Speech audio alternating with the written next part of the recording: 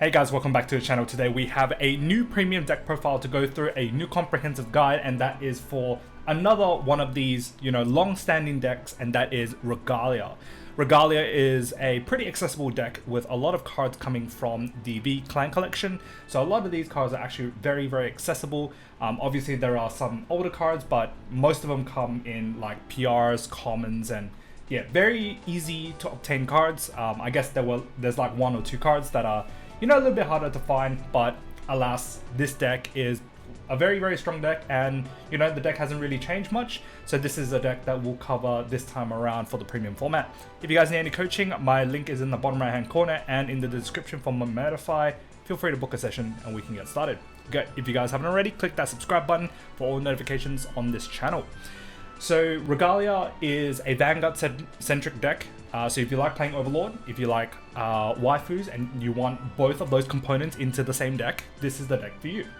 So the grade 3s are like pretty self-explanatory. So 2 Regalia grade 3s. So first we play Angelica, which is your main grade 3. Pretty much it gives resist or protection to any of your rear guards with Divine Gauge. So essentially all your rear guards with Divine Gauge cannot be chosen by your opponent's card effects and get +5. So meaning that these units on your opponent's turn will be above their base power. Then her second Vanguard ability, which you don't really use much, when this unit attacks, choose up to 2 of your rear guards and then choose 1 card for each from your soul, and then place them face down as Divine Gauge for each of the rear guards that you choose. And then the third one is at the end of your opponent's turn, you can discard 5 Divine Gauge across your board and then heal a damage. The healing is actually pretty, well, it actually comes up like once maybe. If you play it correctly, you can actually heal in your opponent's turn, which is actually very effective in premium. So that's a little neat skill that Angelica has in her arsenal as well. But usually it's the on attack, because the on attack procs before you stride into one of your superior strides, which is Marduk. So setting up your units with Divine Gauge will put you in a really good position to be able to, I guess, fulfill Marduk as well. Then the probably most important grade 3 is CEO Yggdrasil. So very similar to Angelica, so a Vanguard on rearguard skill, continuous. All your rearguards with Divine Gauge gets boost, and then if it's on the Vanguard circle, then all of those rearguards get protection. The most important skill though is the Axe skill, which happens on the Vanguard or rearguard. You can come +1 and then search for Norn, which is the grade 2, and call it to rearguard, and then you can choose up to 2 of your rearguards and Divine Gauge them from soul. So when I say Divine Gauge, it means to pick a card from your soul and place it down face down as a Divine Gauge under a unit. So yeah, if you guys are wondering what that term means, that's pretty much it. So I'll refer to that during this video. So this card is very impactful because it essentially sets up your whole board to fulfill essentially what Regalia is set out to do. Pretty much multi-Vanguard swings with insane power, and that's just kind of how the deck kind of functions. So the next card we run, so this card is actually pretty pricey now because of the Luard. So it is During. So when it's placed on rearguard, if your Vanguard has only 1 clan, which it does, it's only Genesis, you can come +1, discard a card, choose a card from your drop zone with the same clan as your Vanguard, and then put it into your hand. So essentially, you can salvage anything in your drop zone, which is actually insane. Well, actually Soul Blast 1, sorry. So it's not even Counter Blast. It's Soul Blast 1, discard 1, salvage a card, any card that you want by discarding 1. So it's a Greed Shade for Genesis, so very strong. Essentially gets you your Norns, your PGs, your Stride Fodders, your grade 3s, pretty much anything that you want. Your Denial Griffin plays, it's very versatile. So we play 2 copies. Essentially it becomes a, the first extra copy and the second extra copy of all of your cards. So if you max out, then it'll be your 5th and 6th copy of every other card. Then we play 3 of the Lurjusa. So when placed on Vanguard, you can come +1, top 5, call 1, and then you can Divine Gauge 1. When it's placed on rearguard, you can choose 2 cards from your drop zone that has Regalia in its name and put into soul. So the utility of this card is actually very important because you need Regalia in soul to fulfill the Soul Blast cost for your Minerva stride. So the second skill is very much needed in this deck. Now the probably the MVP of this deck, Norn. So when it's on Vanguard or Rearguard, you can card +1, draw a card, choose one of your rearguards, and you may Divine Gauge, and if you did, then you can Soul Charge 2. But the second skill is where it really shines. So at the end of the battle that this unit boosted a Regalia, Vanguard or Rearguard, you may discard a card from your hand and 1 Divine Gauge from this unit, and then stand the boosted unit, and that unit gains plus 10k and -1 drive. So essentially, if you're attacking with Minerva Stride, it's a quad drive, then goes back down to a triple drive, which is actually insane. So that's 7 checks in your battle phase, which is absolutely ridiculous, right?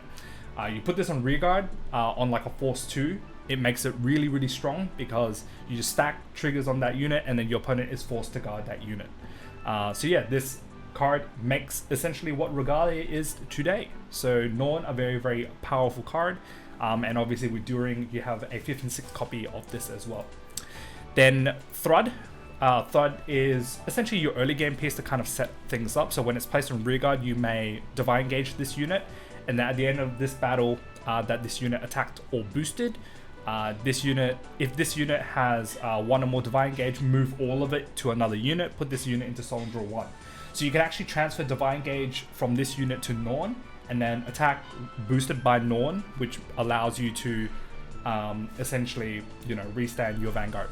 And I guess for those of you guys who don't know how Norn gets boost by Yggdrasil. So as long as, you know, Norn has Divine Gauge and this is on Rearguard, all your Divine Gauge units get boost. Then the next card is the PR Veratrum. So this is your Denial Griffin of the deck. So if it's placed on the Guardian Circle, you can count +1, Soul +3, choose one of your opponent's rearguards that are standing. Then your opponent puts the top card of their deck and calls it to that rearguard on top of the chosen rearguard. And essentially auto abilities turn off.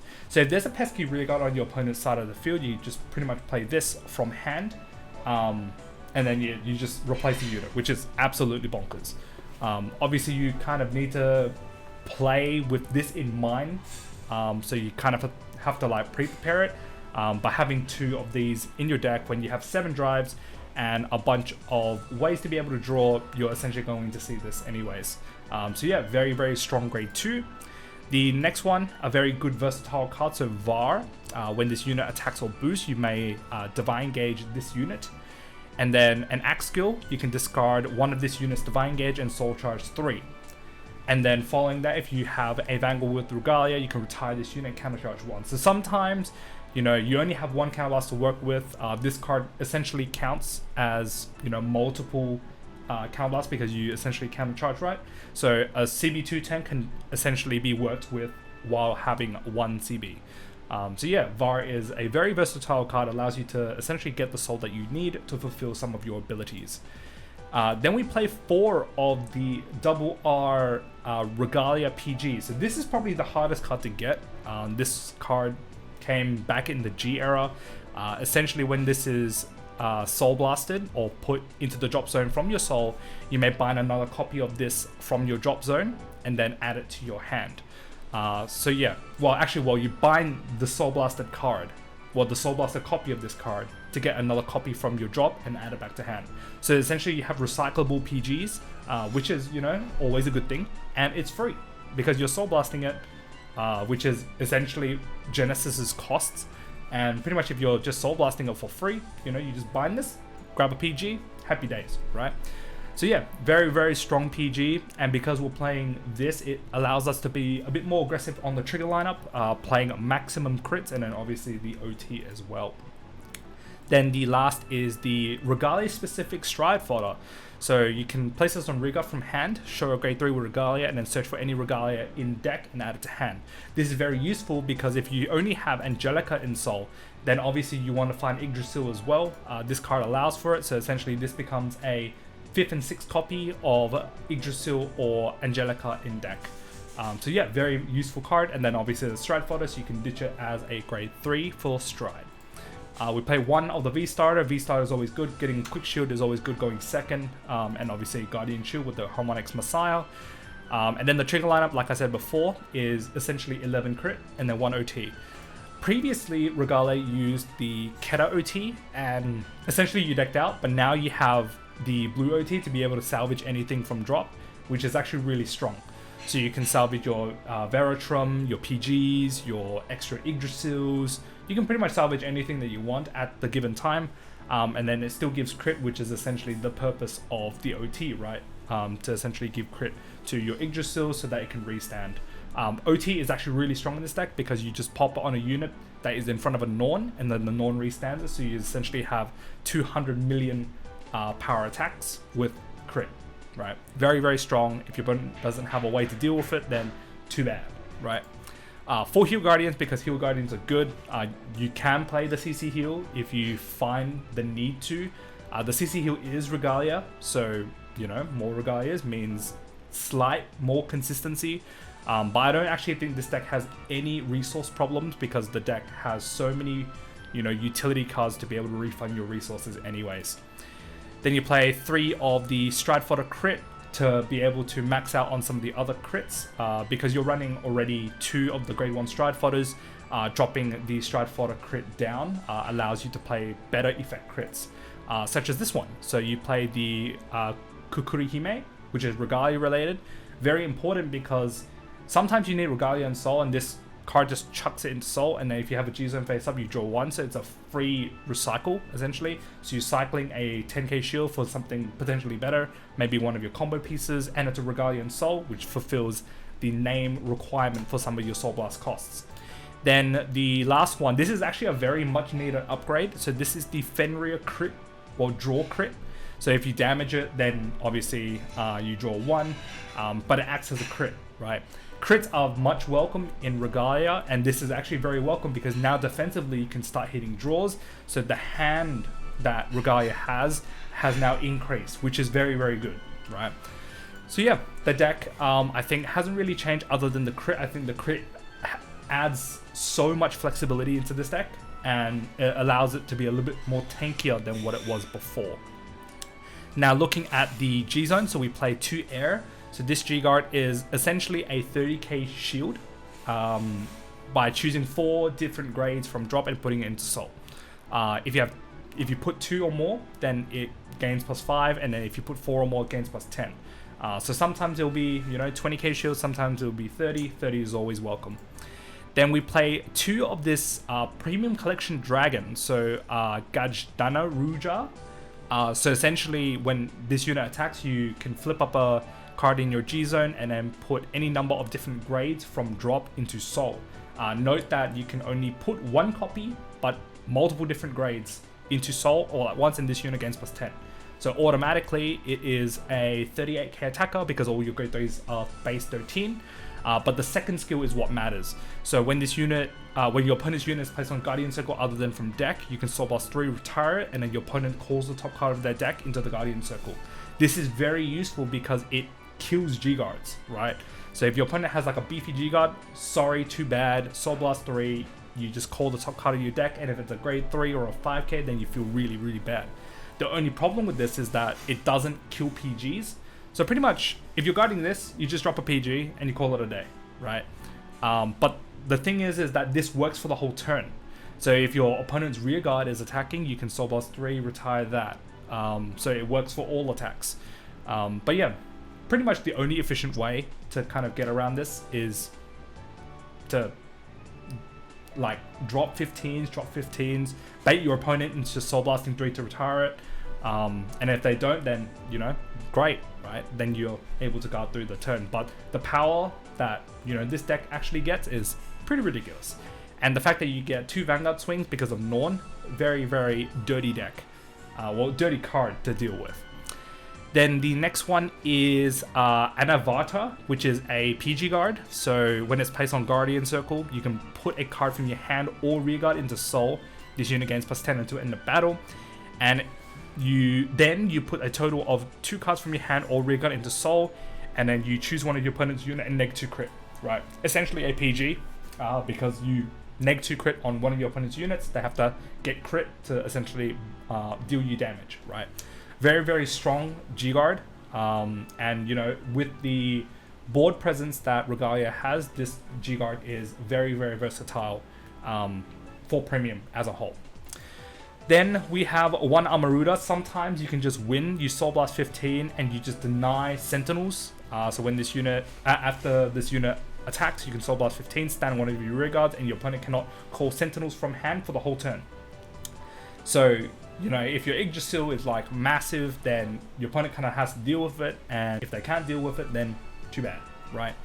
I guess it's a utility-ish stride, so you can cast one, flip a G-Zone, and then choose one of your rear guards, gain 10k 1 crit. And then if your soul has 4 or less cards, which is very rarely, you can draw 2 and then soul charge 5, right? But the 10k 1 crit, putting on a rear guard that can restand is very, very annoying. So yeah, Amaruta, very, very strong stride. Only need to play one of it because it's usually like a finisher stride. So you stride into it, give 10k 1 crit to an Yggdrasil, and yeah, that's pretty much it. Then you play the superior stride, which is Marduk. So when your Vanguard attacks, if your Vanguard is grade 3, you can Counter Blast 1 and Soul Blast 5, I think it is. Or Soul Blast 6 or something. And then stride this onto the Vanguard as rest, and then pretty much give all the power and crit, all the power and crit of the base unit to this unit, right? And then you pretty much declare an attack as this unit, right? So essentially, you know, you attack with 13 while your opponent's on grade 2, you stride into this, it's 28. You play a force 2, that's like 28 to crit. Pretty annoying with triple drive as well. And no discard, right? So you essentially count plus 1, Soul Blast 6, and you get a 3+1, really, really strong stride. And especially if you're going first, your opponent has no way to deal with it, you can sometimes win, right? Check a bunch of crits, call it a day. So yeah, Marduk, a very, very strong stride, and this is why Regalia is really good going first or going second. Then we play Loria. So essentially, it always gets me because of the way that it words. So when it's placed on Guardian Circle, you G-flip a G-Guardian, then you choose 2 or more normal units with the same grade from Drop or Soul, up to a total of 3 for each of those rear guards, or each of those normal units, right? So for example, you can go like, I don't know, 3 Norns, 3 Yggdrasils, 2 Veratrum. So yeah, you essentially total to 3 quantity based on 2 or more normal units that you choose. And then for essentially each card that you return, it gains plus 5k shield. So sometimes this can, you know, save you from, you know, decking out. Yeah. But obviously the normal units have to be same grade, right? And can be chosen from Drop or Soul.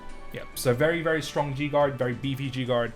And yeah, still a 1 inclusion just because, you know, it G-flips. And yeah, pretty good. Actually, you play 2 copies because it's a beefy G-Guard, right?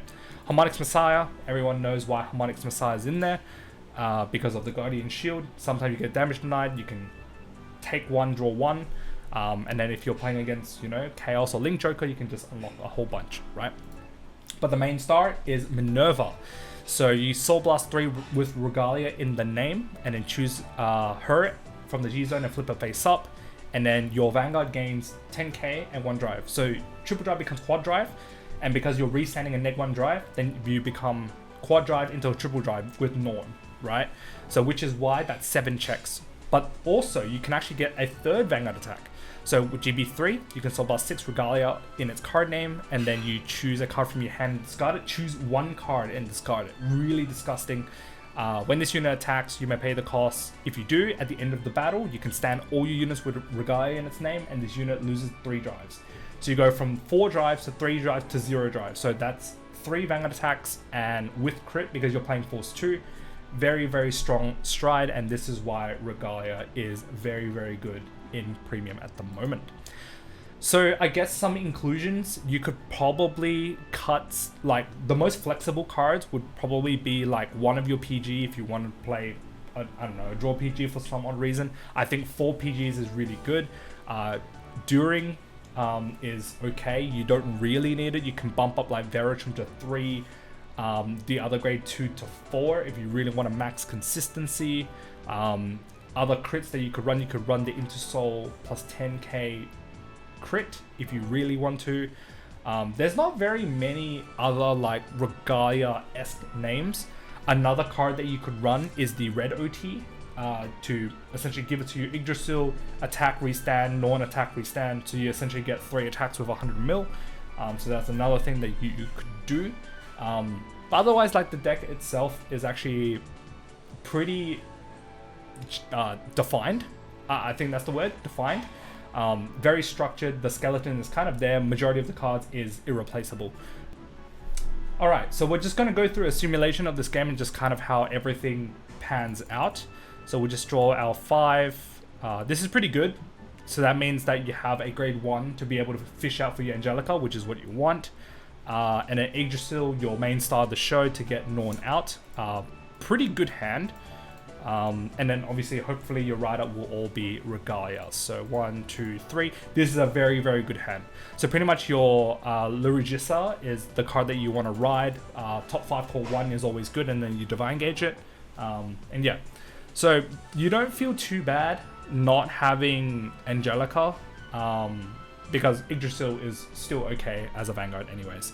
Let's just say we go first, so we draw 1. Angelica's there, so cool. We don't even really care about the grade 1 either. So you ride, draw 1, because we're going first, we don't get a quick shield. Your opponent attacks you 1, cool. Var in hand would be pretty good, because that means that, you know, when you get to your turn, if your opponent plays like very minimal damage, then you can work with minimal damage. So stand and draw. We ride Lurigissa, Camus 1, top 5, call 1, and then Divine Gauge it. So Camus 1, look at top 5. Okay, this is a little bit awkward. So we do have Yggdrasil, and I think Yggdrasil is alright. Now, if you are playing against a smart player, then we won't factor that in. So if your opponent, you know, attacks you, then cool. This is a comprehensive guide for people to kind of learn how the deck functions. But you know, if your opponent's trying to deny you and not give you CB, then obviously you don't really want to ride into Lurigissa. You want to ride into something else so that you don't get damage denied. But in this case, it doesn't really matter. So you just call 1 Regalia, and it's not grade restricted. So you play that there, shuffle, and then you Divine Gauge. So we Divine Gauge the rabbit. Yep. And then Divine Gauge 1. Cool. And then let's just attack. Check 1. Thrud. 8. Okay. Thrud is really good because now I can, you know, transfer Divine Gauge to my Norn and call it a day. So your opponent attacks, let's just say, you know, obviously we're just trying to learn the deck. So let's just say your opponent attacks you. Check 1. And yeah, let's check 2. OT is alright. You know, power to Vanguard, draw 1, whatever, right? Okay, stand and draw. So this is the tricky bit. You kind of have to pre-plan so that you have 6 in soul and a Norn on the board that has whatchamacallit, Divine Gauge, right? So if you ride, you get 2. So you're riding this and you kind of have to Divine Gauge. So this gives you 1 soul but replaces 1 soul because you Divine Gauge this unit, right? Your only other real good contender is like Norn, which is a little bit annoying. So you might actually not be able to get off like your Marduk turn here. So that's a little bit annoying, right? So we're gonna ride Angelica. This deck primarily plays Force 2. So we're gonna play Force 2 onto the Vanguard. So here you can push the Yggdrasil forward. Or actually, if you have a Thrud, then it's okay. But yeah, this is really, really awkward because now you have no way of being able to, I guess, fulfill Marduk's cost, because Marduk is a Soul Blast 6 with Counter Blast 1. So yeah, this is a little bit awkward. So I guess here, the best play would be to just restand on the Vanguard side. So let's just play this, and then, you know, Divine Gauge this. Because this would then transfer to this and then draws 1. The Divine Gauge here still stays with Yggdrasil even if you move the Regard as well. Good thing is that these have protection, so these gain +5, this gains +5 as well, because of the Angelica, and this also gains +5. So pretty unfortunate that we can't get the soul requirement for Marduk, as well as preserve our CB. So if that's the case, then we might as well expend this. So we canvas 1, using Norn skill, draw a card, and then Divine Gauge one of our units. So let's just Divine Gauge again the Norn. Well, Divine Gauge the Norn, not again. And then because we did, so we Soul Charge 2. Right. The 2 cards, it's okay. But then again, you know, we don't really care too much about the Marduk interaction at the moment. So, hitting the battle phase, we won't use Angelica's effect when it attacks, because we don't really need to Divine Gauge much. So, I guess we can, because then, you know, you have 1, 2, 3, 4, 5. So you can actually get, you know, you heal off. But then again, you know, very, very unlikely that you'll be able to get that to happen. So I think being aggressive here is much better. So you attack for 15, cool, end of battle, you transfer the Divine Gauge here, put this into Soul and draw 1. Then you go 28, check 1, check 2, unlucky, so you discard one of your Divine Gauges, you ditch this, discard a card from your hand. I think double Veritrum is pretty good, so you want to keep that there. The Norn is there too, and this is replaceable, so you ditch this and restand this, and then you go 13 again. Now, if in the case that you do have 6 soul, then you restand this and then you Marduk. Note that if you boost with Norn on the first attack and choose the Marduk, that does not work, because Norn is no longer boosting Marduk to restand Marduk. So you must attack with the Grade 3 first, and then restand your Vanguard, and then go into Marduk. But then again, you know, you don't lose drives, right? So you just lose drive on the base, but then you stride into Marduk and you get a fresh 3 cards, which is essentially the exact same thing. You obviously don't get the 3 drive, but in the end, even if you restand a Marduk, you still get 2. So you're attacking with the base Vanguard first, and then Marduk afterwards. Obviously, this is not the case. So attack again, check 1, heal's pretty good. Say your opponent, you know, heal Guardian that, you heal this, and then 28, right? Cool. Ends the turn, you know, let's just say you take a crazy 4 damage for some odd reason, and then, you know, you toss like a whole bunch of these, and then you G-Guard, right? Because it's pretty impactful to get a Minerva turn here. So, you know, let's say we go into air then puts in, you know, different grades. So we put a grade 1, and note that they are Regalia in name. So 2, the Kukurihime, 3, sure, we'll put in the heal, whatever, doesn't really matter. And yeah, that's pretty much it. So cool. These have protection on your opponent's turn, so these become 18. So let's just say, you know, the turn has ended. So stand and draw. Cool. So I guess the soul now has 1, 2, 3, 4, 5 Regalias. 5 Regalias, we need 6 plus 3, which is 9, right? Or a way to be able to put more Regalias in soul. So if we soul blast 3, then we're left with 2. So this would be 3, 4, 5. So you can potentially get there, right? So here, you can probably re-ride the Angelica, because then it gives a force 2 onto an Yggdrasil, which means that this Yggdrasil, when it restands, is pretty lethal, right? So let's ditch this. We stride into Minerva. Minerva's GB3 skill will activate once we use the flip skill. So let's just use it anyways. So we flip Soul Blast 3, Regalia, flip 1. And then now it gains plus 10k and plus 1 drive. So it has quad drive, right? So now in our soul, we have 1, 2, 3 Regalia, so we need to fulfill 3 more. So here we have a Norn, right? Norn here can Divine Gauge onto the other one. So we can cast 1, activate the first Norn. So this one here. We draw 1, Divine Gauge the heal, because it's not a Regalia, onto this, and then Soul Charge 2.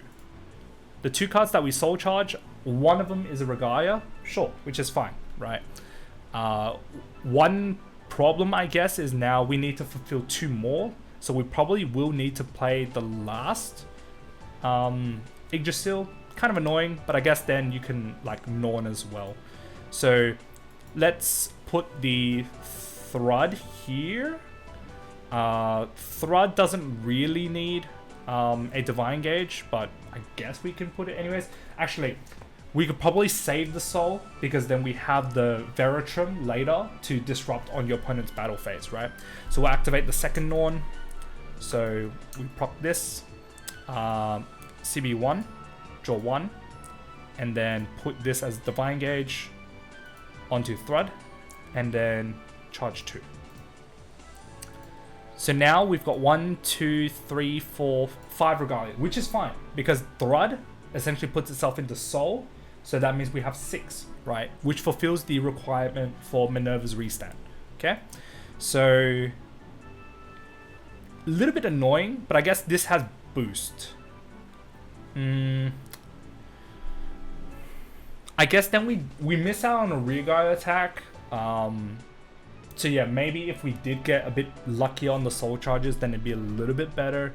But then again, who's to complain, right? Alright, so yeah, I guess we can, maybe we could have Divine Gauge that and then like Divine Gauge one of the Yggdrasils in the back, so that it gets boost. Yeah, so maybe that was better. So if you play that, you Divine Gauge the heal first, and then you Divine Gauge the other heal off the Norn, so that you get that as a boost, right? So now all your rear guards have Divine Gauge, so we obviously need the requirement for the Soul Blast 6, but this can actually wait. So the reason why is that your Vanguard will restand without using the Soul Blast 6 skill first. So here we can go 48, so check 4. So check 1, crit and power here, which is good because then that can restand, so that has 3 crits. First check, second check, crit again. I guess the Thrud here is okay, but we'll put the power there. The crit can go on the Thrud, so that's a second check, third check, fourth check. And then use the Norn skill, so you Soul Blast 1.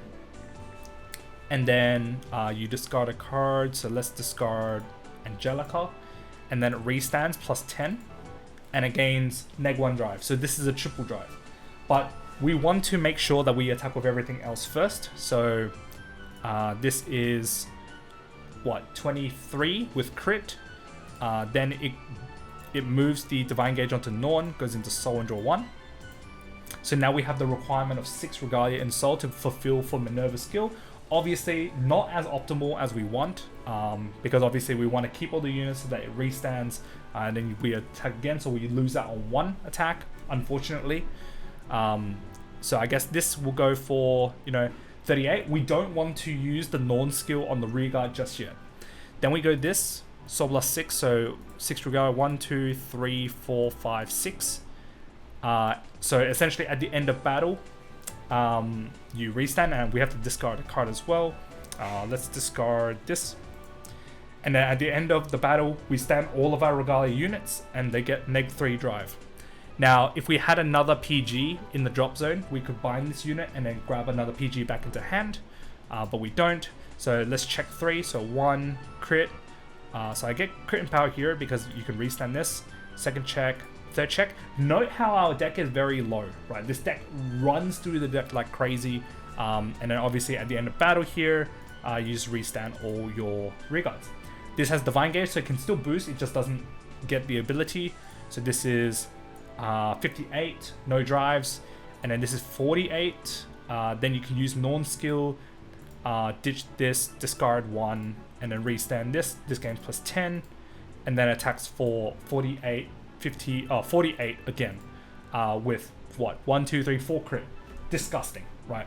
That's kind of how the deck works. So hopefully, anyone who wants to get into Regalia, this is kind of how the deck simulates. Obviously, this is not a true real-world example, but just kind of simulating what you guys would be expecting during the battle phase, kind of how to like plan out stuff, do things first before other things, and kind of prioritize certain areas to ensure that you get the whole full effect off of everything. Obviously, we didn't get an extra rear attack because, yeah, things happen, right?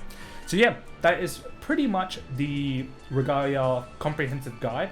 So the deck code for this is M0QL, if you guys want to check it out. Obviously, some of these cards are interchangeable, so feel free to do that. If you guys like this video, pop a like, comment down below what you guys think of this comprehensive guide. Are there any other ones that you guys want to see? Maybe Eradicators, Gridora, Highlander. There will be my Harry one very soon, I promise. It will be released, so just wait. It is coming. So yeah, if you guys have any suggestions, feel free to pop them down below. If you guys haven't already, click that subscribe button, and I'll see you guys in the next video. Peace.